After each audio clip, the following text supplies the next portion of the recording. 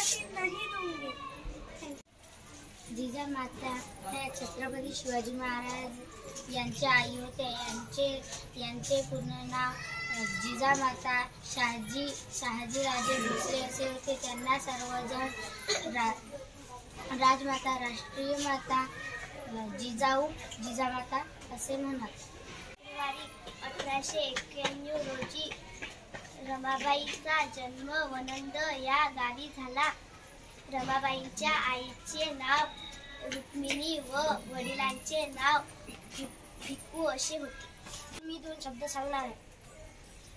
दलितांचे तलवार होऊन गेले, अन्यायाविरुद्ध प्रहार होऊन गेले, होते ते एकच गरीब पण या जगाचे कोरो होऊन गेले, वर्गा या वार सुद्धा बसले भारताचे जन्म। क्रांतिज्योती सावित्रीबाई फुले ह्या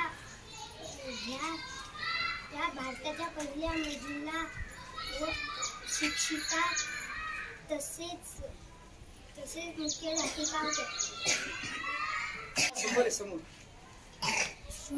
विना मती गेली, मती विना नीती गेली, नीती विना वित्त गेले, वित्ता विना दृश्य कसले। एवढे अनर्थक एका अविद्येने केले। धन्यवाद।